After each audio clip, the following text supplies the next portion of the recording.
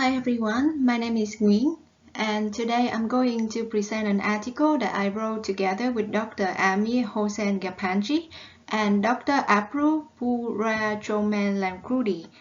The research article name is Lessons Learned from Implementation of Block Model of Teaching in University. So let me give you a bit of the background information. The block model of teaching is also known as intensive mode of delivery.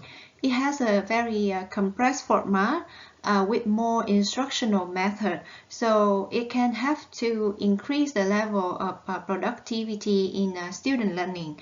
And the block model classes are usually held more frequently and in longer sessions, usually between 2 to 8 hours per class, and it usually require a large amount of teaching time, and it may require the student to attend the classes on the weekends. It can last for several weeks. Although the block model of teaching are not new in high school or secondary school, the adoption of this teaching model in university is kind of limited. And there are also limited research that look into the implementation of the block model of teaching in universities.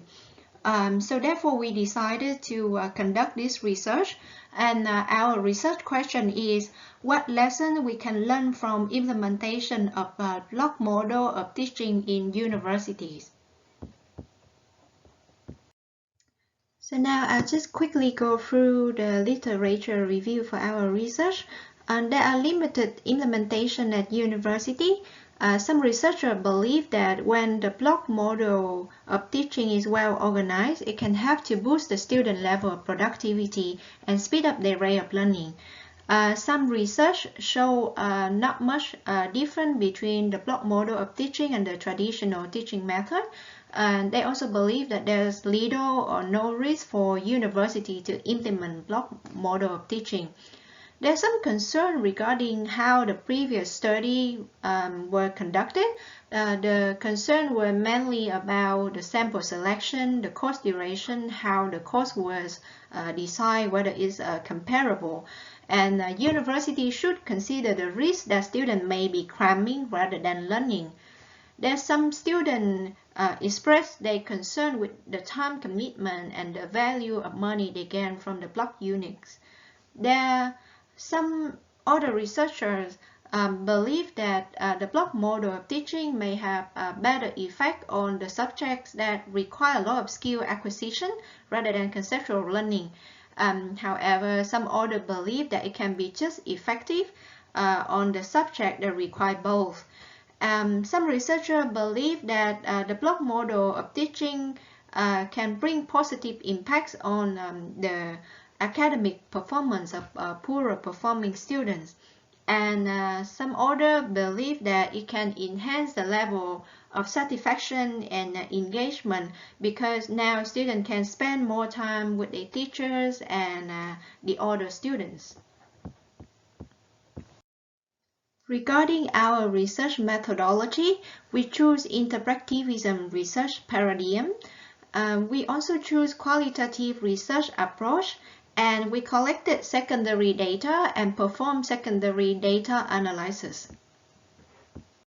Regarding the data collection and analysis, we collected our secondary data from 32 different sources, including discussion forum, blogs, open letter, educational conference, magazine, news, and we use thematic analysis method to analyze our collected data. So after analyzing codes and created a table of themes, we created this big picture. There were 7 themes we found from the collected data set. So I will go through them one by one. So the first theme I want to talk about is the student course workload, scheduling, and time management. This theme is considered one of the most significant elements that make block model of teaching outstanding from the other teaching methods. So there's some pressure for the teacher and student to carry or attend classes, especially when they have some injuries or illness. It's also challenging for the students who have some other commitments such as healthcare or work. And it's also challenging for the student to catch up whenever they miss a class.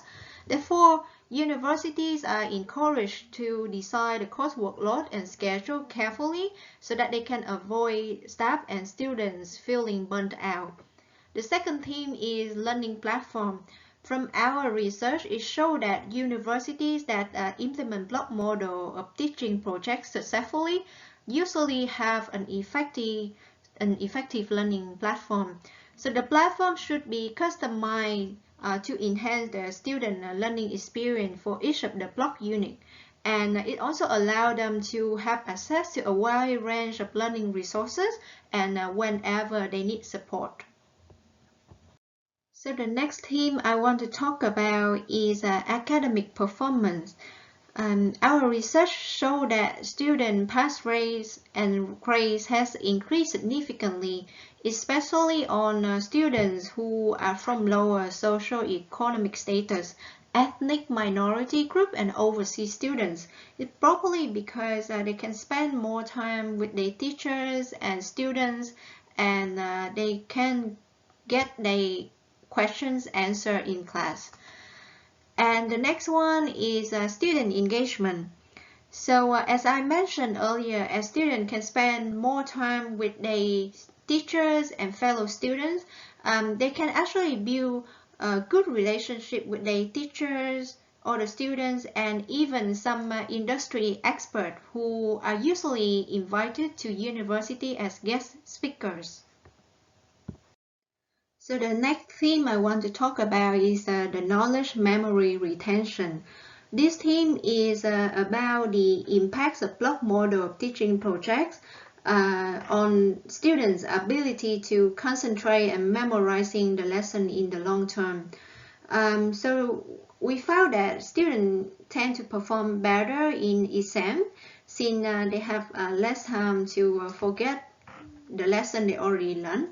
However, this can link back to the concern of some other researchers where students might be cramming rather than learning. So we'll need more research looking into this matter. And then the next theme I want to talk about is the flexibility in learning. So block model of teaching projects allow university a lot of flexibility to switch between online learning and on-campus learning. This is especially beneficial during the COVID pandemic. It also allows the university to bring more industry guest speakers and lecturers, also to change the design of the block unit so that they can add more content that allow the student to update what's happening in the industry. And the teachers also can allocate the timing for each study activities. And since students only need to take 1 to 2 block units at a time, it's easier for universities to do COVID tracking. And because students are kind of familiar with the online learning platform, so students tend to maintain good performance both on campus and off campus. So the final theme I want to talk about is the course design and guideline. So from our finding, the universities that successfully implement block model of teaching projects usually have some very clear course design and guideline.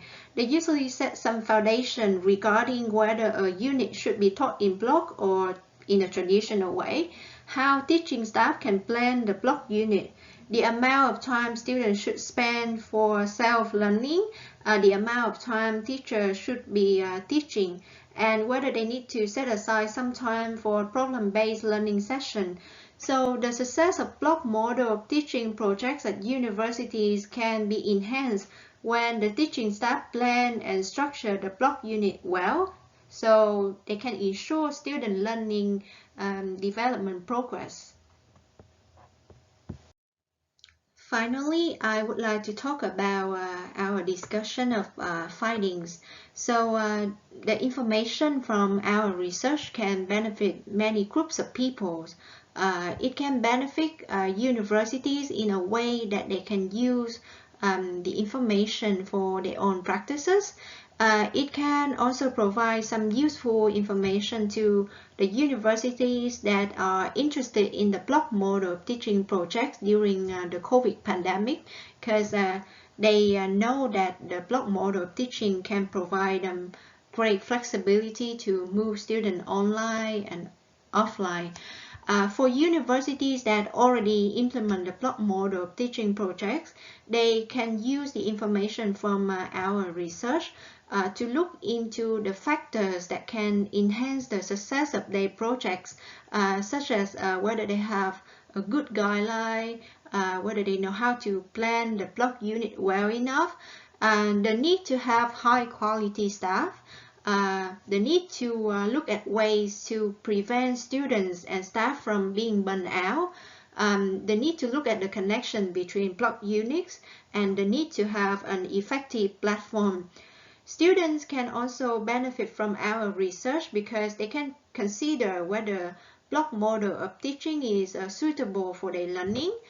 Government can also use the information from our research to consider whether the model is suitable for their current educational environment, whether they need to have a set of guidelines to ensure the quality of their education. So this is the end of my presentation. I hope that our research can benefit you and can provide you some insights regarding the block model of teaching. Thank you for listening.